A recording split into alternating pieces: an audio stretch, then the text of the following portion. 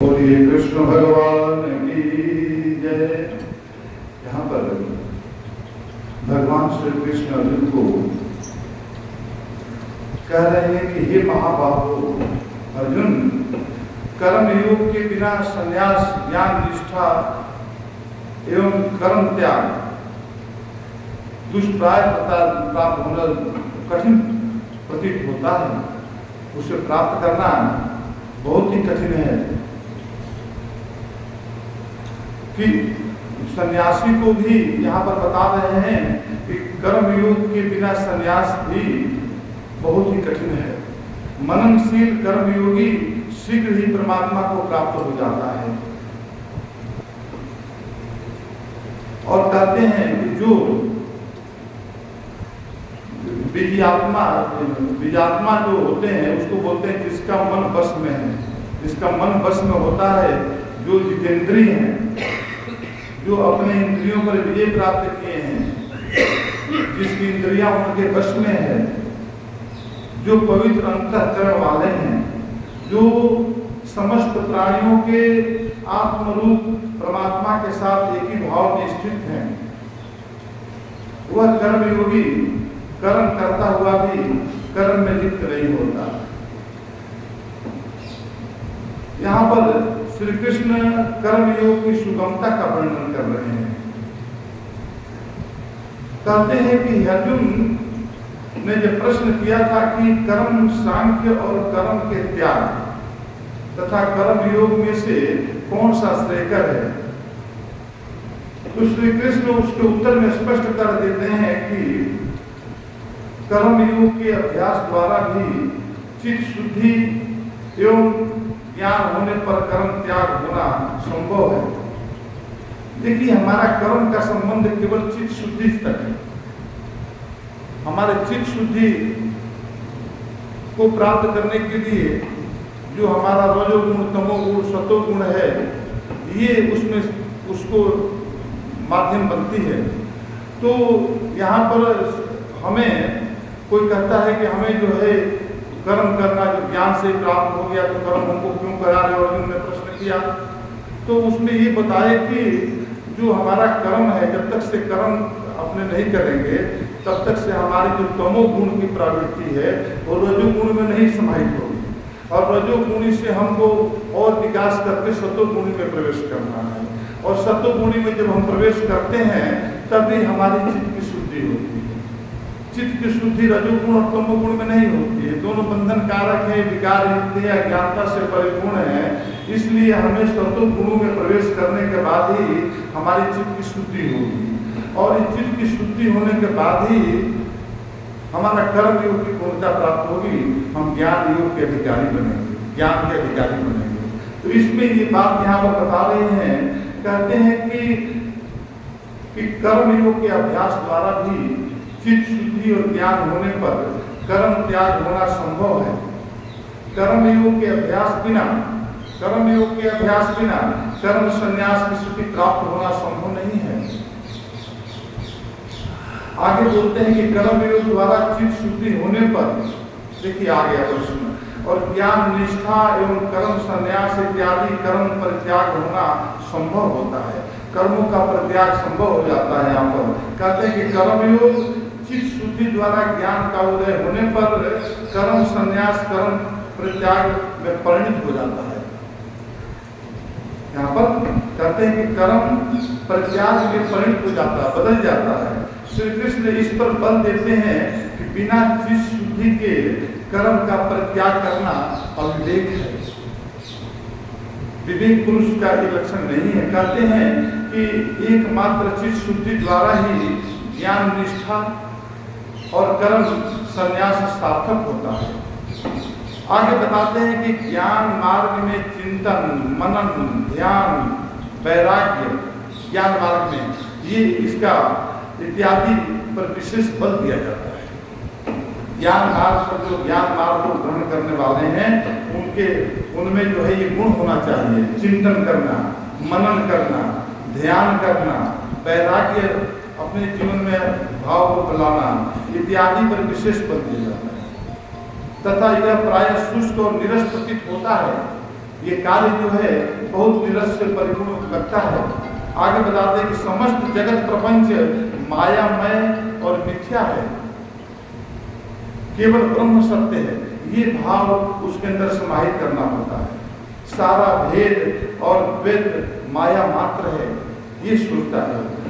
ब्रह्म सत्य है और ब्रह्म नित्य है, शाश्वत है, अजर है, अमर है, स्थिर और अस्थाई है, दिव्य है, तथा यह देखने वाला जगत असत्य है।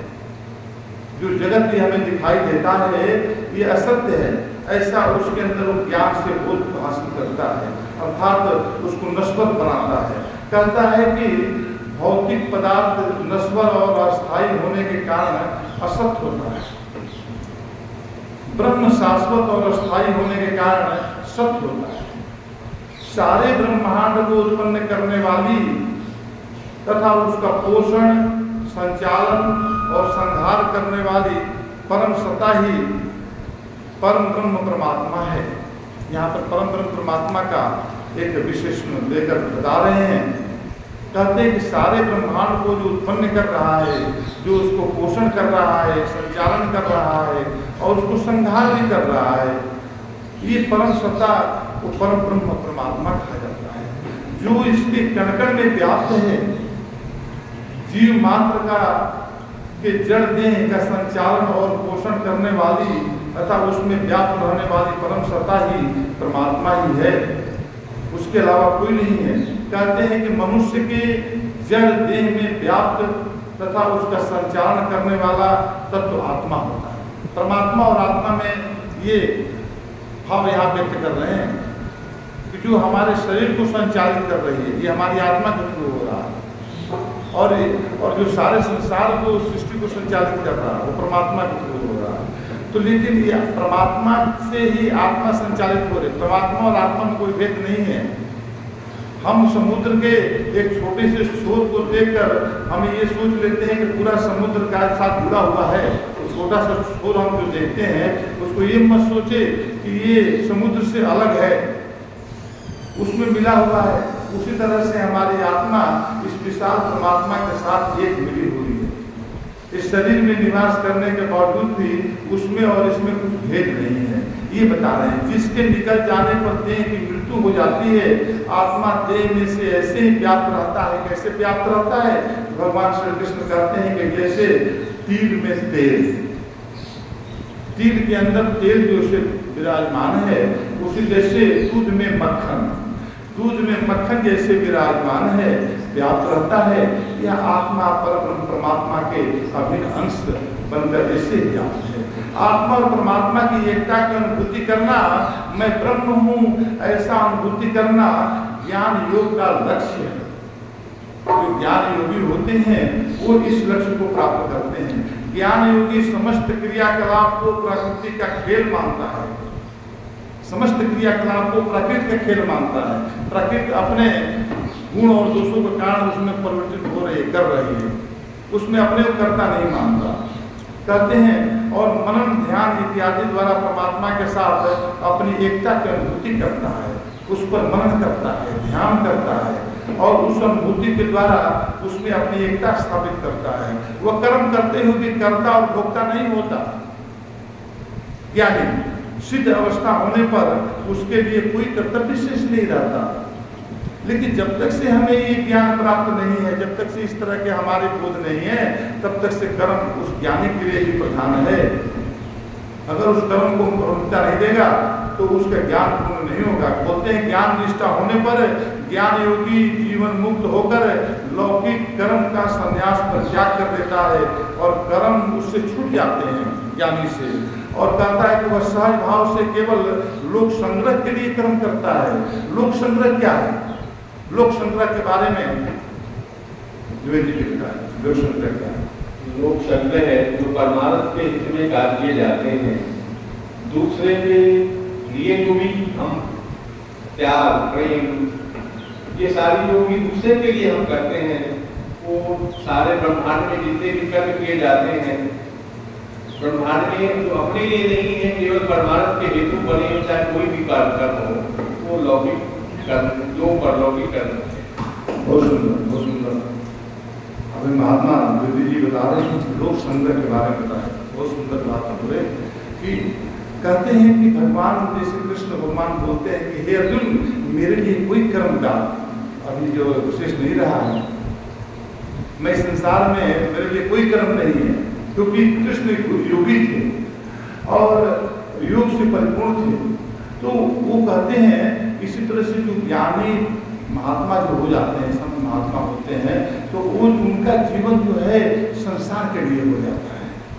वो संसार के लिए ही जीते हैं, संसार के लिए ही मरते हैं, संसार के लिए ही वो हमेशा चिंतित रहते हैं। जो इस विचारों से परिपूर्ण जो हो जाते हैं वो संत महात्मा कहलाते हैं, है ना। तो यहाँ पर जो लोक संग्रह का मतलब है कि सारे संसार के लिए चिंता करना, अपने लिए नहीं कि हम अपने लिए चिंता करें, ऐसी बात नहीं। यहाँ बताते हैं कि कर्म योग ज्ञान मार्ग की अपेक्षा, अब यहाँ पर कर्म योग की बात अब आ गई, बोलते हैं कि कर्म योग ज्ञान मार्ग की अपेक्षा अधिक स्वाभाविक, सरल और सुगम है। देखिए सरल हो और सुगम ना हो तभी उत्तरण करने की जरूरत नहीं होता है। सुगम मतलब आसानी से उसे प्राप्त कर लिया जाए बिना सोचे समझे। जैसे बोलते हैं कि रसगुल्ला खाने में बहुत ही सरल है और सुगम भी है, तो रसगुल्ला खाने में सुगम इसलिए वो आनंद के साथ में उसको ग्रहण कर लिया जाता है। उसी तरह से हमारा ये कर्म बोलते हैं वो सरल भी हो सुगम हो। ये कब बनता है जीवन में, ये सरल और सुगम कब होता है हमारा, तो बोलते हैं कि निष्काम भाव से कर्तव्य का पालन करके, समस्त कर्म ईश्वर को अर्पण करके मनुष्य कर्म बंधन से मुक्त हो जाता है। गृहस्थ जन्म के लिए कर्मयोग मोक्ष का मार्ग खोल देता है। हम सब गृहस्थ जीवन जीते हैं, तो हम सबका कर्म जो है अगर इस तरह से बना लेते हैं जीवन में, तो हमारे मोक्ष का मार्ग खोल देता है। और ये गीता बताती है आप सब बड़े धन्यभागी हैं कि आप सबके हृदय में प्रभु की कृपा हुई है, जाकी कृपा से ये सत्संग प्राप्त होता है। बिन सत्संग विवेक न होई, ये राम कृपा बिन सुलभ न सोई। ये सुलभता आई है, ये सुलभता प्रभु कृपा से हो रही है। आगे बताते हैं कि निष्काम कर्म का अभ्यास करते रहने से, निष्काम कर्म का अभ्यास क्यों करे भाई? हर इंसान जो है कोई भी कर्म करने से पहले सोचता है कि इसका फल क्या मुझे प्राप्त होगा, इसमें क्या लाभ होगी, क्या हानि होगा। तो कहते हैं कि निष्काम कर्म हम क्यों करें? कोई ऐसा भी सोचते होंगे, तो इसमें कह रहे हैं कि निष्काम कर्म का अभ्यास करते रहने से कालांतर में कर्म योगी की चित्त की शुद्धि होती है, हमारा चित्त की शुद्धता प्राप्त होती है। और जब तक से हमारी चित्त की शुद्धता प्राप्त नहीं होती है तब तक से हम कर्म योगी ज्ञान योगी नहीं बन पाते हैं। आगे बताते हैं तथा चित्त शुद्धि होने पर के बिना प्रयत्न के ही उसके अंतःकरण में तत्व ज्ञान का उदय हो जाता है। जिस क्षण आपके मन के अंदर की चित्त की शुद्धि प्राप्त होती है उसी समय ब्रह्म ज्ञान आपके सामने प्रकट हो जाता है। कहते हैं कि जो ज्ञान योगी को मनन चिंतन ध्यान आदि के द्वारा प्राप्त होता है। ये देखिए बहुत बड़ी बात बोलने जा रहे हैं भगवान श्री कृष्ण। एक एक बात उनको समझना है और जीवन में उतारना है। हमारा यहाँ आने का मतलब यही है कि हम उसको जीवन में थोड़ा सा भी उतार लेते हैं तो हमारा जीवन धन्य हो जाएगा। हाँ, तो ये जो है बता रहे हैं कि जो कर्म ज्ञान योगी